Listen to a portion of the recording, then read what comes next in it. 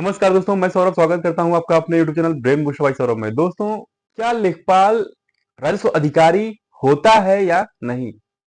क्या राजस्व संहिता के अनुसार लेखपाल को राजस्व अधिकारी का दर्जा प्राप्त है? सबसे पहले तो मैं आपको ये बता दूं कि राजस्व अधिकारी का दर्जा लेखपाल को नहीं प्राप्त है। यानी राजस्व संहिता में जो राजस्व अधिकारी के बारे में परिभाषा दी गई है, उसके अनुसार लेखपाल को राजस्व अधिकारी का दर्जा प्राप्त नहीं है। यानी लेखपाल राजस्व अधिकारी नहीं होता। दोस्तों, तो लेखपाल है क्या? दोस्तों, लेखपाल की नियुक्ति जो होती है वो कलेक्टर महोदय के द्वारा की जाती है। दोस्तों, उत्तर प्रदेश राज्य संहिता की धारा 16 की उपधारा 2 में लेखपाल की नियुक्ति का प्रावधान किया गया है। यानी कंफर्म ये हुआ कि लेखपाल किस धारा के अंतर्गत है, यानी 16 धारा 16 उपधारा 2। दोस्तों, कलेक्टर महोदय के द्वारा ग्राम के अभिलेखों को तैयार करने, उनके अनुरक्षण में शोधन करने के लिए और ऐसे ही अन्य कर्तव्यों के पालन के लिए, जैसा कि राज्य सरकार सामान्य या विशेष आदेश दे, समय समय पर विनिर्दिष्ट करे, उतने लेखपाल नियुक्त कर सकता है। यानी लेखपाल के नियुक्तिकर्ता कौन हो गए? कलेक्टर महोदय हो गए।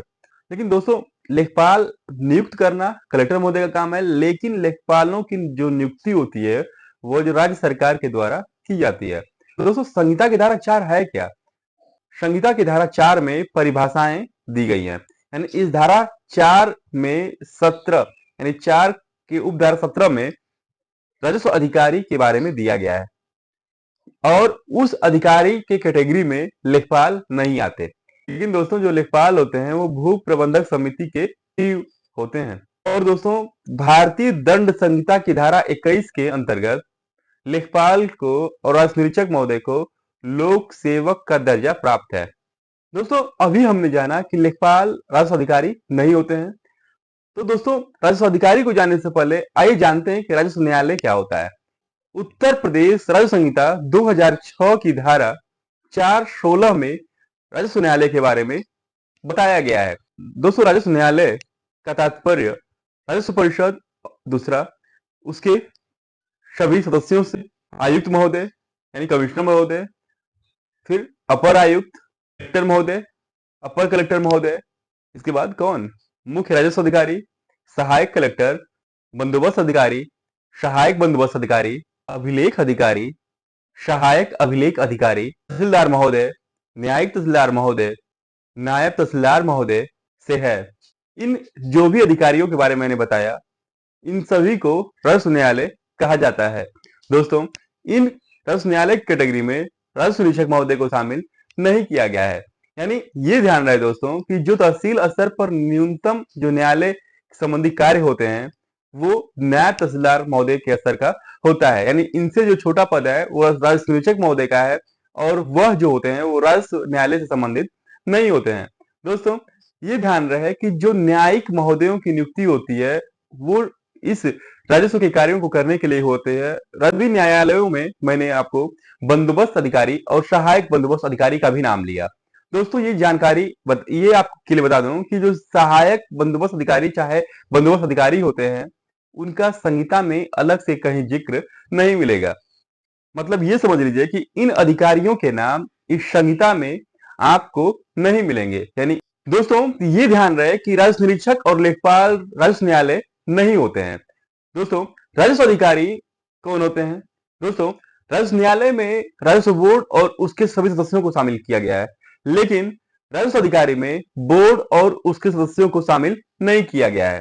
दोस्तों, राजस्व बड़ा राजस्व अधिकारी कमिश्नर महोदय होते हैं। यानी पहले पर आयुक्त महोदय, या दूसरे पर अपर आयुक्त महोदय, तीसरे पर कलेक्टर महोदय, चौथे पर अपर कलेक्टर महोदय, पांचवा सीआरओ महोदय यानी मुख्य राजस्व अधिकारी, छठवें नंबर पर उप जिलाधिकारी यानी जो एसडीएम साहब या एसडीओ साहब जो होते हैं वो होते हैं। 7वें नंबर पर सहायक कलेक्टर महोदय।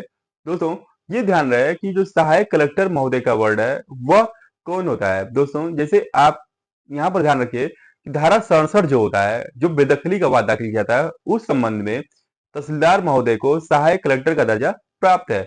दोस्तों, 8वें पर बंदोबस्त अधिकारी, 9वें पर सहायक बंदोबस्त अधिकारी, 10वें पर अभिलेख अधिकारी 11वें पर सहायक अभिलेख अधिकारी, 12वें पर तहसीलदार महोदय, 13वें पर तहसीलदार महोदय न्यायिक और 14वें पर नायब तहसीलदार महोदय और 15वें नंबर पर राजस्व निरीक्षक महोदय।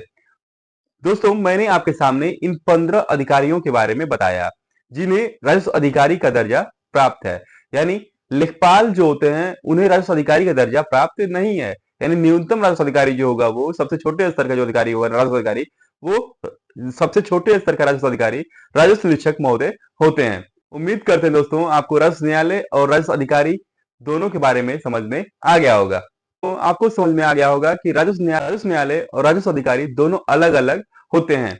यानी दोनों को समानार्थी के रूप में नहीं लेना चाहिए। भले ही कुछ अधिकारी और कुछ न्यायालय और कुछ अधिकारी जो दिए गए हैं वो आपस में कॉमन है, लेकिन दोस्तों इसमें अलग अलग की स्थिति भी है। जैसे राजस्व निरीक्षक महोदय को मैंने बताया कि राजस्व न्यायालय में शामिल नहीं है, लेकिन राजस्व अधिकारी के रूप में शामिल है। दोस्तों, उसी तरीके से बोर्ड और उसके सभी सदस्य जिसे राजस्व न्यायालय में शामिल है, लेकिन दोस्तों राजस्व अधिकारी में वो शामिल नहीं है। दोस्तों, इन दोनों शब्दों में अंतर इनके कार्यों और कार्रवाइयों की प्रकृति पर निर्भर करता है। जब कोई अधिकारी किसी न्यायिक संबंधी कार्यों को करता है तो उसे न्यायिक अधिकारी कहा जाता है। जैसे अगर कोई अधिकारी कोर्ट की फाइलों को देखता है तो उसे न्यायिक अधिकारी कहा जाएगा। जैसे अगर कोई अधिकारी धारा 24 के वादों को चाहे किसी भी अन्य वादों को देखता है तो उसे न्यायिक स्तर में लिया जाएगा। ये न्यायिक अधिकारी राजस्व बोर्ड के अधीन कार्य करते हैं। दोस्तों, राजस्व न्यायालय मामलों के विचारण में न्यायिक के रूप में कार्य करता है और विधि न्यायालयों को शासित करने वाले सामान्य नियम के अधीन होता है। जब कोई अधिकारी गैर न्यायिक मामलों का निस्तारण करता है तो उसे राजस्व अधिकारी कहा जाता है। यानी न्यायिक काम करेंगे, यानी अगर कोर्ट का फाइल देखते हैं तो न्यायिक अधिकारी, और यदि इस गैर न्यायिक काम को करते हैं तो उसे राजस्व अधिकारी कहा जाएगा। दोस्तों, मैंने ये बताया आपको तहसीलदार न्यायिक का नाम लिया, लेकिन दोस्तों उप जिलाधिकारी न्यायिक का मैंने नाम नहीं लिया। यानी उप जिलाधिकारी जो न्यायिक स्तर पे होते हैं वो राजस्व अधिकारी नहीं होते हैं। ध्यान रखिए दोस्तों, जो एसडीएम न्यायिक होते हैं वो राजस्व अधिकारी नहीं होते हैं। यानी उन्हें केवल न्यायिक काम करना होता है, उन्हें गैर न्यायिक काम नहीं करना होता। दोस्तों, राजस्व अधिकारी द्वारा संपादित कार्य राजकीय वर्ग के अथवा प्रशासकीय प्रकृति के होते हैं। तो उम्मीद करते हैं दोस्तों आपको क्लियर हो गया कि ये न्यायिक और गैर न्यायिक कार्यों को करने के लिए कौन से अधिकारी होते हैं।